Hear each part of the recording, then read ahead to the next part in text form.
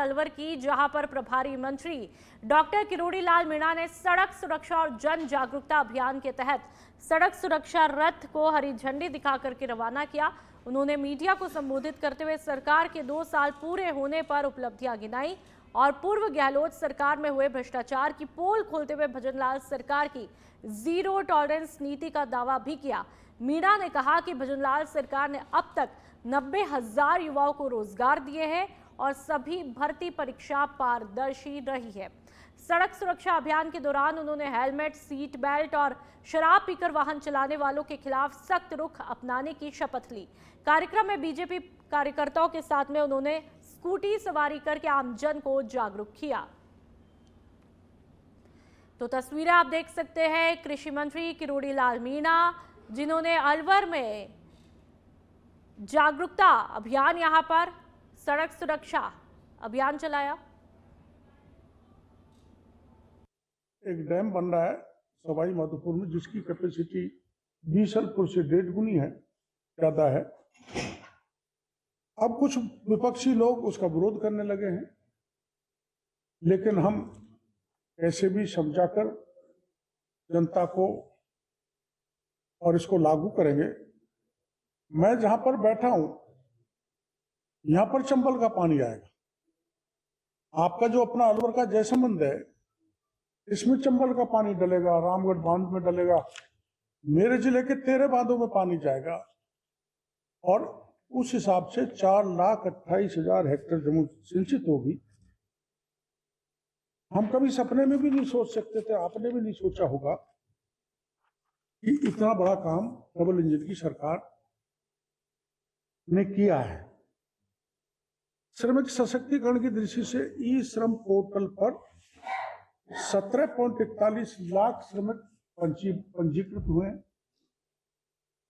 और पीएम श्रम योगी मानधन के तहत 24,194 का पंजीयन हुआ है। किसान कल्याण में आप जानते ही हैं कि प्रधानमंत्री किसान सम्मान निधि पहली बार देश में लागू हुई, मोदी जी जब आए, और अपने राजस्थान में 76.18 लाख किसानों को अब तक 8,300।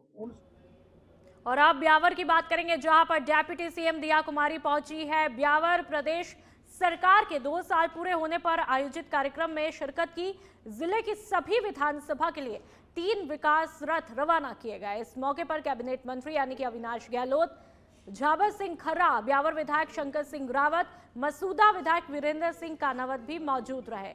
तस्वीरें आप देख लीजिए, डेप्यूटी सीएम दिया कुमारी ब्यावर पहुंची है और इस दौरान विधायक शंकर सिंह रावत रहे। अभी आपने अविनाश गहलोत को भी देखा है। सरकार के 2 साल पूरे होने पर जगह जगह पर कार्यक्रम रखे जा रहे हैं। आयोजित कार्यक्रम में डेप्यूटी सीएम दिया कुमारी ने शिरकत की है। सभी का अभिवादन स्वीकार करती हुई दिखाई देती है। कैबिनेट मिनिस्टर यहां पर अविनाश गहलोत भी सभी का अभिवादन स्वीकार करते हैं। अजमेर में शनिवार को उप मुख्यमंत्री दिया कुमारी ने प्रदेश सरकार के 2 साल कार्यकाल की उपलब्धियां गिनाई। जवाहरलाल नेहरू अस्पताल के कांग्रेस हॉल में पत्रकारों को संबोधित करते हुए उन्होंने कहा कि सरकार ने कई कल्याणकारी कदम उठा करके कांग्रेस सरकार के समय की परेशानियों से निजात दिलाई और कानून व्यवस्था मजबूत करके अपराध में 19% की कमी भी लाई है। विधानसभा अध्यक्ष और अजमेर विधायक वासुदेव देवनानी ने शहर के विकास और पर्यटन और शहरी सुविधाओं की उपलब्धियों पर प्रकाश भी डाला, जबकि विधायक अनीता भदेल ने पूर्व सरकार पर आरोप लगाते हुए कहा कि बीजेपी सरकार ने विकास के सभी आयाम पूरे किए हैं। कार्यक्रम के बाद में उप मुख्यमंत्री ने सड़क सुरक्षा रैली को हरी झंडी दिखा करके रवाना किया और लगभग 1 घंटे बाद ब्यावर के लिए प्रस्थान किया।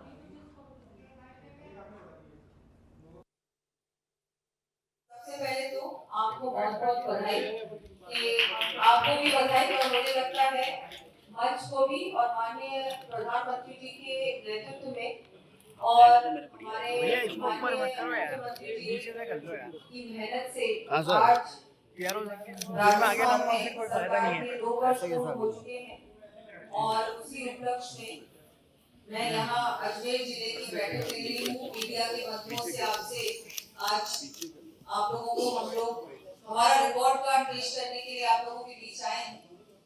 मुझे लगता है ऐसा शायद पहले नहीं हुआ होगा कि कोई सरकार हर वर्ष अपना रिपोर्ट कार्ड पेश करे जनता के सामने में और मीडिया। मुख्यमंत्री भजनलाल शर्मा के निर्देश पर शहर के हुक्का बार में पुलिस की सख्ती तेज हो चुकी है। एयरपोर्ट इलाके के द बुर्ज और गांधीनगर के ख्वाब हुक्का बार में हुई कार्रवाई में पुलिस ने मौके से 5 हुक्के, पाइप, चिलम और 15 अलग अलग फ्लेवर के सामान के अलावा एक्स्ट्रा चिलम और पाइप भी जब्त किए। तस्वीरें आप खुद देख लीजिए। मौके पर 5 आरोपी धर दबोचे गए, जिनमें 2 मैनेजर, 2 हुक्का सर्व करने वाले और 1 ऑनलाइन कैश लेने वाला शामिल है। हुक्का पीने वाले अंधेरी लाइटिंग और चमक धमक का फायदा उठाकर भाग गए। ये कार्रवाई कई महीनों के बाद में हुई है। संबंधित थाना प्रभारी को अब नियमित चेकिंग और सख्ती बरतने के निर्देश भी दिए गए।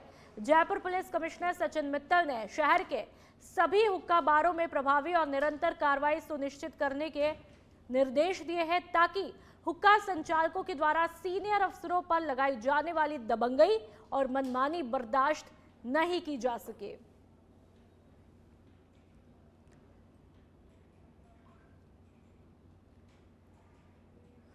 और अब 12 जिले से राहत भरी खबर, जहां पर पिछले 15 दिनों से रामगढ़ जंगल में भटक रहे दुर्लभ चीते KP2 को कूनो नेशनल पार्क प्रबंधन ने शुक्रवार सुबह 3 घंटे की कठिन कवायद के बाद में सुरक्षित रेस्क्यू किया। वन विभाग और पशु चिकित्सक की टीम ने चीते को ट्रैंकुलाइज करके पकड़ने के बाद उसे कूनो के कोर जंगल में वापस छोड़ा। तस्वीरें आप देख लीजिए, जिससे यह सुनिश्चित हुआ कि KP2 पूरी तरह सुरक्षित है और स्वस्थ भी है। पिछले कई दिनों तक ये चीता 12 के जंगलों में स्वतंत्र रूप से घूम रहा था और लगातार सीमा पार करने के कारण उसकी सुरक्षा को लेकर चिंता भी थी। लेकिन इस सफल ऑपरेशन के बाद में वन्यजीव प्रेमियों और अधिकारियों को बड़ी राहत मिली है। कूनो नेशनल पार्क के CCF उत्तम कुमार शर्मा के मुताबिक रेस्क्यू पूरी तरह सुरक्षित तरीके से संपन्न हुआ और टीम ने सभी सावधानियां बरती। इस तरह KP2 अब अपने प्राकृतिक आवास में लौट आया है और ये वन्यजीव संरक्षण की दिशा में एक महत्वपूर्ण सफलता के रूप में कदम देखा जा रहा है। तो तस्वीरें भी आप देख सकते हैं। KP2 की तस्वीरें लगातार हमने पहले भी आपको दिखाई थी।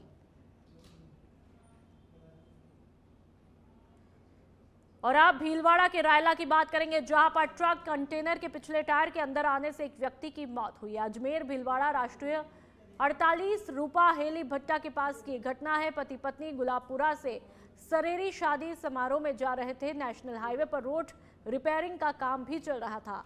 रोड के गड्ढे से बैलेंस बिगड़ने से बाइक चालक पीछे से आ रहे ट्रक की चपेट में आ गया। नेशनल हाईवे पर ही मृतक की बॉडी रखकर मुआवजे की मांग की जा रही है। तो तस्वीरें आप देख सकते हैं कि यहाँ पर अचानक से एक ट्रक की चपेट में बाइक सवार आ जाता है, जिसके चलते उसकी मौत हो जाती है। दूदू में राज्य सरकार के 2 साल पूरे होने के उपलक्ष्य में उप मुख्यमंत्री डॉक्टर प्रेमचंद बैरवा ने रथ को हरी झंडी दिखा करके रवाना किया। ये रथ दूदू विधानसभा में सरकार की प्रतिबद्धता, पारदर्शिता और विकास कार्यों का संदेश जन जन तक पहुंचाएगा। कार्यक्रम में उप मुख्यमंत्री ने सड़क सुरक्षा अभियान के तहत वाहन चालकों को हेलमेट वितरित किए और नियमों का पालन करने की अपील भी की। तस्वीरें आप खुद देख लीजिए। उन्होंने कहा कि ये रथ गांव गांव जाकर के 2 साल में किए गए विकास कार्यों की जानकारी देगा। कार्यक्रम में बीजेपी के कई वरिष्ठ नेता और कार्यकर्ता भी मौजूद रहे और केंद्र और राज्य सरकार की योजनाओं को घर घर तक पहुंचाने की अपील की।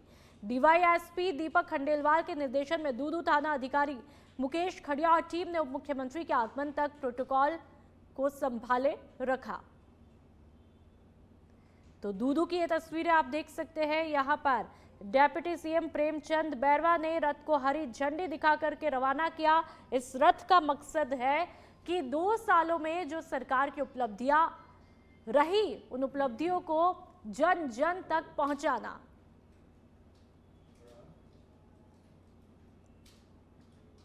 और अब बात चाकसू की, जहां पर टोक रोड स्थित राजकीय कन्या महाविद्यालय के पास में उप जिला अस्पताल के नवीन भवन का शिलान्यास भव्य रूप से किया गया। कार्यक्रम के मुख्य अतिथि विधायक रामावतार बैरवा ने वैदिक मंत्रोच्चार के बीच में भूमि पूजन करके आधारशिला रखी।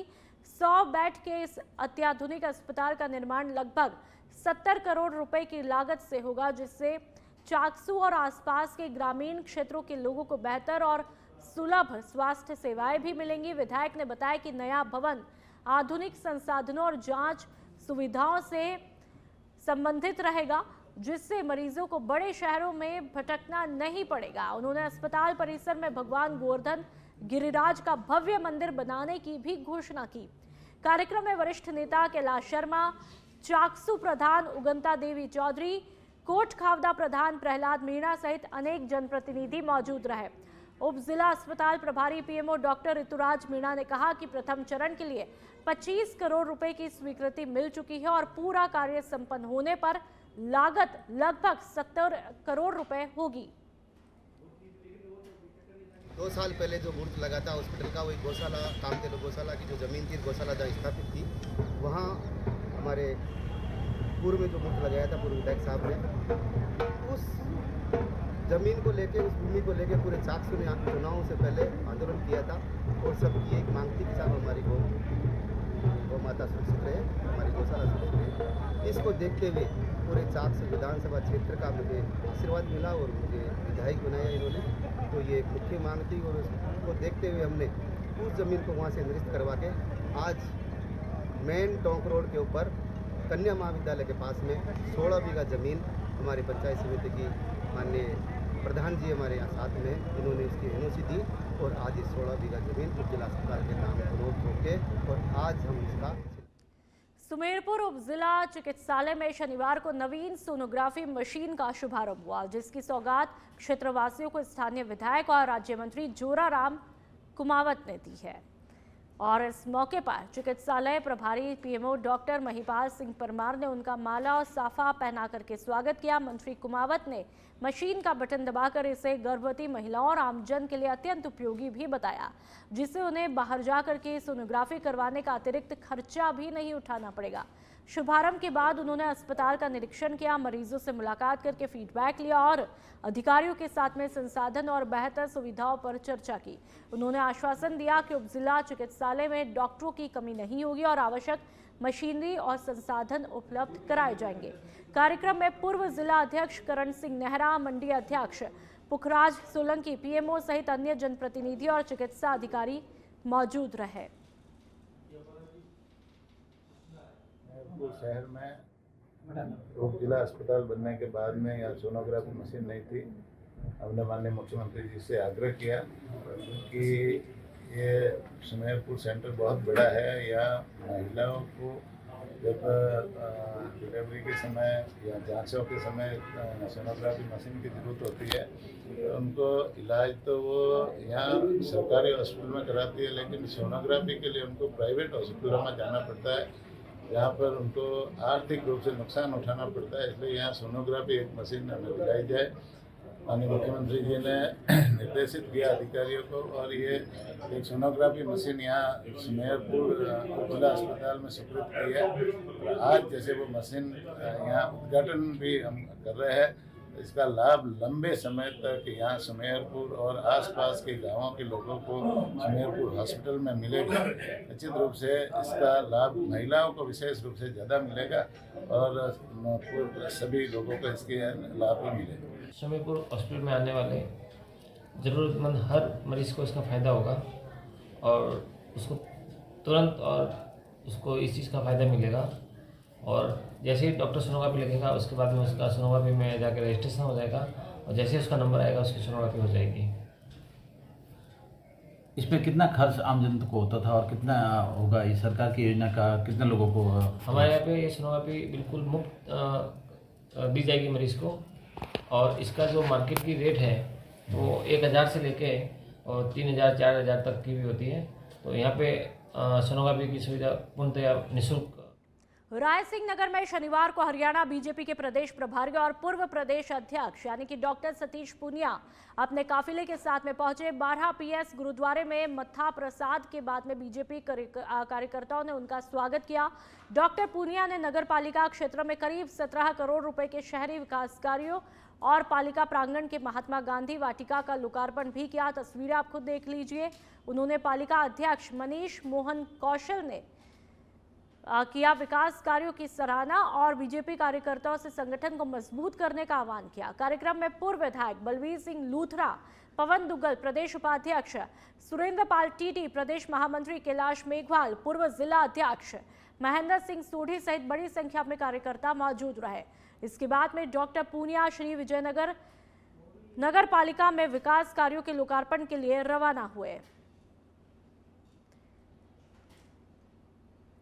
खुशी है कि मैं बलवीर लूथरा जी के और मनीष कौशिक जी के आमंत्रण पर रायसिंह नगर पालिका ने प्रतिकूलता के बावजूद भी और सरकार आने के बाद उस सहूलियत के बाद मिलजुल कर कम समय में सड़कों से लेके, सीवरेज से लेके, सफाई से लेके, रोशनी से लेके और एक बड़ा जो अभियान इन्होंने पूरा किया वृक्षारोपण का। प्रधानमंत्री नरेंद्र मोदी जी आह्वान करते हैं कि एक पेड़ माँ के नाम।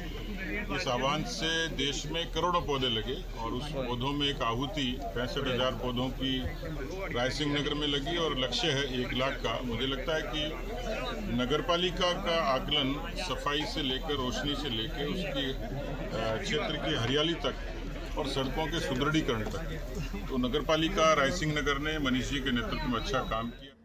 सिरोही जिला मुख्यालय के गोयली चौराहे पर उस वक्त अफरा तफरी मच गई जब 2 गुट आपस में भिड़ गए। दबंगई दिखाते हुए स्कॉर्पियो और बोलेरो कैंपर से एक दूसरे पर गाड़ियां चढ़ा दी गई। इस दौरान साइड में खड़ी एक कार और 4 बाइक भी चपेट में आ गई। हमले में गाड़ियां पुराने हाईवे के संकेत बोर्ड से जा टकराई। तस्वीरें आप देख लीजिए कि गाड़ियों की क्या कुछ हालत हो जाती है। साइड से पूरी तरह से क्षतिग्रस्त।